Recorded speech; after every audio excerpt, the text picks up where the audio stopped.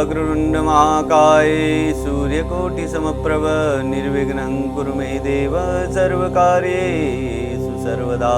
महालक्ष्मी नमस्तुभ्यं सुरेश्वरी हरिप्रिये नमस्तुभ्यं दयानिधे।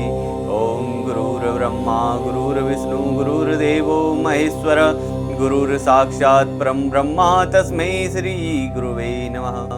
ओम सर्वमंगल्ये शिवे सर्वार्थसाधिके शरण्ये त्र्यंबके गौरी नारायणी नमोस्तुते। ओम जयंती मंगला काली माँ भद्रकाली कपालिनी दुर्गा क्षमा शिवा धात्री स्वाहा स्वधा नमोस्तुते। ओम या देवी सर्वभूतेषु मातृरूपेण संस्थिता नमस्तस्यै नमो नमः। ओम या देवी सर्वभूतेषु शक्तिरूपेण संस्थिता नमस्तस्यै नमो नमः। ओम या देवी सर्वभूतेषु शांतिरूपेण संस्थिता नमस्तस्यै नमो नमः। ओम देहि सौभाग्यम् आरोग्यं देहि मे परमं सुखं रूपं देहि जयं देहि यशो देहि दिशो जहि जय।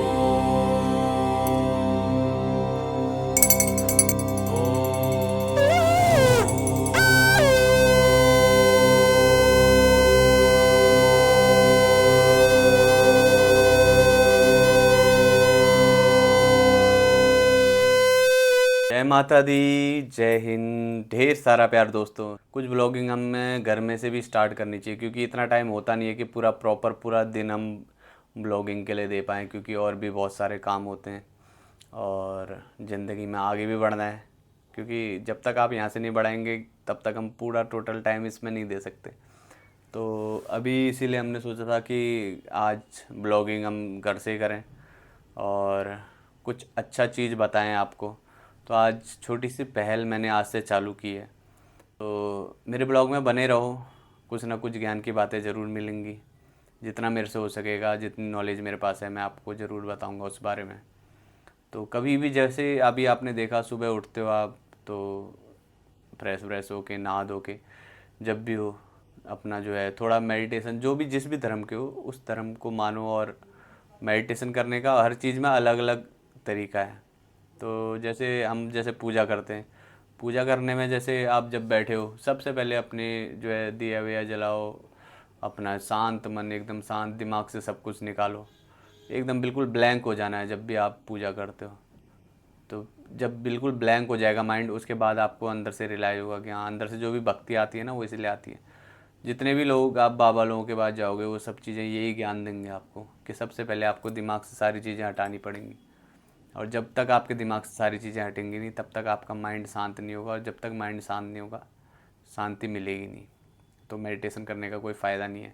जो आजकल के लोग जो है म्यूजिक लगा के कान में लीड वीड लगा के मेडिटेशन करते हैं, वो सब चीज़ें मेरे समझ में नहीं आती। जो चीज़ आप अपने तरीके से करोगे ना, अपने उससे, तो उस चीज़ में ज़्यादा शांति मिलती है। जिन लोगों ने मेरे साथ मेडिटेशन की क्लास ली रखी है वो जब जानते हैं कि भैया मेडिटेशन मैंने कराई हुई है तो उनको कैसा लगा। तो सबसे पहले अपने श्वास जो होते हैं, सांसों में कंट्रोल करना सीखो। जितना अच्छा आप सांस में कंट्रोल करना सीखोगे उतना ही आप मेडिटेशन में डीप जा पाओगे। उसमें क्या है कि आप जैसे हम लोग दिन भर में हम इतने फुर्सत नहीं होती है आदमी के पास सांस लेने की, बोलते ना, जो आदमी सांस फुर्सत से लेगा वो ज़्यादा जिएगा और तंदुरुस्त रहेगा। तो कभी भी अपनी जब इनहेल एक्सहेल आप करते हो, मतलब सांस लेने की प्रक्रिया जो होती है इनहेल एक्सहेल इंग्लिश में, तो आप अपनी सांस, लंबी सांस अंदर लेके लंबी सांस बाहर। आपने देखा होगा कई टाइम पे जैसे नस चढ़ जाती है या कुछ भी दिक्कत होती है, आप deep breathe in breathe out करते हो, तुरंत रिलैक्स मिलता है। तो वही कारण है भाई, आपका डिप्रेशन कभी आएगा ही नहीं अगर आप कभी भी अगर बैठ के अगर अपनी इन सब चीज़ों में कंट्रोल कर लोगे तो कभी भी आपको अगर लगता है कि भैया कोई स्ट्रेस है, कोई सर दर्द हो रहा है, आप करके देखना ये चीज़, आजमाना, उसके बाद कमेंट करना कि deep breathe in deep breathe out करो, मतलब जितना हो सके जितनी देर तक करो, अपने आप ही धीरे धीरे। वैसे तो हमें दिन भर में सांस ही ऐसे लेनी चाहिए कि भाई deep breathe in deep breathe out.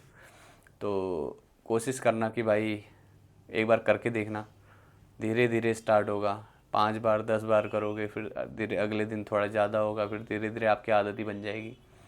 जब आप deep breathe in breathe out करोगे तो आधा तो दिमाग आपका वहीं शांत हो जाता है। उसके बाद धीरे धीरे आप सीखोगे कि अपने दिमाग को शांत कैसे करना है। और पुरानी जितनी भी यादें, स्ट्रेस हैं, वो सबको जब तक हटाओगे नहीं, स्ट्रेस लेने का क्या फ़ायदा बताओ। कोई अगर आपके पास अगर ऐसा काम आ रहा है जो चीज़ आप नहीं कर पा रहे हो, तो उसमें स्ट्रेस लेने का कोई फ़ायदा नहीं है। या तो उसको करो मत, और तुम्हें करना है तो उसके लिए आपको दिमाग ब्लैंक चाहिए, शांत चाहिए। तो जब तक आपका दिमाग शांत नहीं होगा तब तक कोई फ़ायदा नहीं है। इसलिए स्ट्रेस मेरे हिसाब से नहीं लेना चाहिए कभी भी।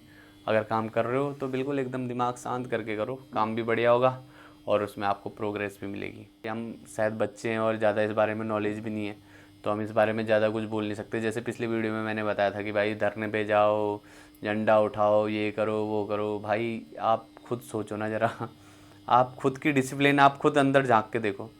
एक दिन जाने से कुछ नहीं होगा, आप डेली डेली अपने रूटीन में ले आओ। किसी से लड़ के क्या होगा, मुझे एक बात बताओ। आप लड़ रहे हो आपस में, जबकि नॉलेजेबल चाहे हिंदू हो चाहे मुस्लिम हो, जिसके पास नॉलेज है वो आज आगे बैठा हुआ है, वो अपना काम में इतना बिजी है कि उसको इन सब चीज़ों का कोई मतलब नहीं है। ठीक है, तो मैं ये बात दोनों भाइयों से बोलना चाहता हूँ, चाहे हिंदू चाहे मुस्लिम। भाई आप खुद पे अपना टाइम ज़्यादा स्पेंड करो ना, खुद के टाइम में इतना बिजी हो जाओ कि पता ही नहीं चलेगा ये सब चीज़ें, क्या हिंदू क्या मुस्लिम। अपने काम में बिजी रहो, आगे बढ़ो, बात ख़त्म। मेरा तो ये मानना है। और दूसरा, ह्यूमिनिटी होनी चाहिए। कभी भी छोटी छोटी बातों में गुस्सा हमें घर पे भी आ जाता है, बहुत सारी चीज़ें। मैं ही नहीं कह रहा मुझे नहीं आता, मुझे भी आता है। जितना अपने इंद्रियों पे कंट्रोल करोगे, जितना अपने ये गुस्से पे कंट्रोल करोगे, उतना ही जो है कि आप आगे बढ़ने में आपको मदद होगी। तो मैं यही कहना चाहता हूँ कि भाई सबसे पहले आप जिम भी जाना चाहते हो तो, ये स्पेशली इसलिए बता रहा हूँ क्योंकि आजकल लोग सीधे जिम में जाते सीधे वर्कआउट चालू कर देते हैं। ट्रेनर कुछ ऐसे बोलते हैं कि भाई आओ एक्सरसाइज करो, सीधे कुछ नहीं होता, 1-2 दिन दर्द होता है। ऐसा कुछ भी नहीं है भाई। कोई भी है, स्लो स्लो करना।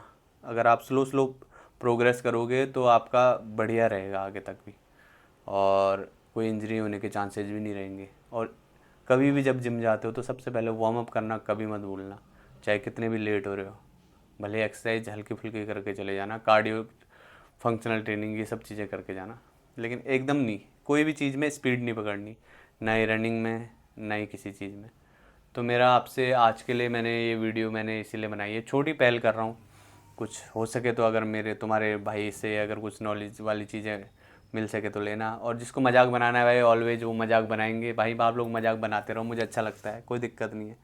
आप लोग मजाक बनाओ। और जिन लोगों को थोड़ा सा अगर लगता है कि मैंने कुछ अच्छी चीज़ें करी बताई हैं आपको, तो अपने दिमाग में लो, दिल में लो, और कल से ये सब चीज़ें मेरे साथ करो। और मेरे साथ करो मतलब आप कमेंट करके बताना मुझे कि किस तरीके से ये सब चीज़ें हुई हैं या नहीं हुई हैं।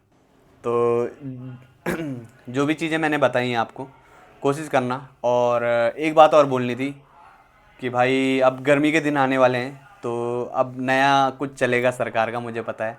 और ये अभी से आने लग गए हैं मैसेज कि भाई ये क्या बोलते हैं कि पेड़ लगाओ पेड़ लगाओ। मुझे ये समझ में नहीं आता, पेड़ लगाओ तो बोल रहे हैं, लेकिन इतने पेड़ काट क्यों रहे हो तुम? सबसे बड़ी बात है, इतने पेड़ काट क्यों रहे हो भाई?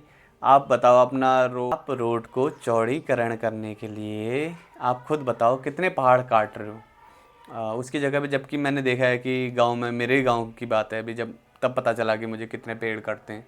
तो उसके नीचे जगह दी गई है, वहाँ पे भी आप लगा सकते हो, दीवार लगा सकते थे, कुछ कर सकते थे। भाई जहाँ पे आप बचा सकते हो वहाँ बचाना चाहिए ना पौधों को।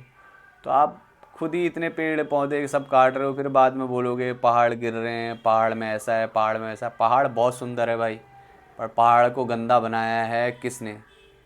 हम लोगों ने भी बोलूँगा, और सरकार ने, दोनों की मिली जुली सरकार है भाई। क्योंकि ना हम अगर करने देते तो सरकार कैसे करती? मेरा ये मानना है। बाकी देखो, अगर कोई बोलेगा ना मेरे से, मैं तो भाई जो करता हूँ मैं अपने हिसाब से करता हूँ। पौधे लगाने होंगे जब मेरे को लगाना है तब लगाऊंगा, किसी के बोलने से मैं नहीं लगाता। ठीक है, अब गर्मी के दिनों सिर्फ याद आता है पौधे लगाओ पौधे लगाओ, उसके बाद देखना गर्मी के बाद बिल्कुल एकदम साइलेंट। अब गर्मी आने लग गई है, ये इनका प्रोपेगेंडा है कि भैया आप पौधे लगाओ बोलेंगे। तो भाई देखो, चलते रहो, सरकार के साथ बने रहो खुशी से। और हो सके तो अपना पौधे लगाने चाहिए, मैं ही नहीं कह रहा नहीं लगाने चाहिए, पौधे लगाने चाहिए, पर पौधे लगाने ज़रूरी है। पर ऐसा नहीं कि सिर्फ गर्मी के दिनों में खाली एक प्रोपोगेंडा लेकर आओ कि भैया लगाने हैं पेड़। तो भाई ऐसा पूरे साल भर रखो, मेरा कहने का मतलब है कि भाई पूरे साल भर रखो कि भाई साल भर में लगाओ पेड़ पौधे, और ज़्यादा से ज़्यादा लगाओ। और जहाँ कट रहे हैं वहाँ कोशिश करो, जहाँ बचा सकते हो बचाओ, कटने ना दो। तो भाई आपका भाई आज पहल मैं इसीलिए कर रहा हूँ, आज मैंने बोला था एक छोटा सा ब्लॉग बनेगा, तो भाई अच्छा लगे बुरा लगे आप बताना। और बाकी इधर उधर तो हम रोज़ घूमते रहते हैं, वो सारे ब्लॉग मैं डालता रहता हूँ। आज मैंने सोचा कुछ नॉलेजेबल चीज़ें हो जाएं बात। और अगर मेरे ये वीडियो अगर आपको अच्छा लगता है तो कमेंट ज़रूर करना भाई, जो भी लोग देखते हैं, तो इससे थोड़ा सा हिम्मत आती है कि हाँ मैं अगला ब्लॉग भी अच्छा बनाऊँ। तो थैंक यू, आप मेरे साथ जुड़े रहे पूरा ब्लॉग देखने के लिए, जिन लोगों ने भी देखा, और जिन लोगों ने नहीं देखा जाके देखो, और जो है कि बाकी ब्लॉग भी देखना, और अपने भाई को सपोर्ट करो, साथ दो। जय माता दी, जय हिंद। आज के लिए ये ब्लॉग यहीं समाप्त करते हैं।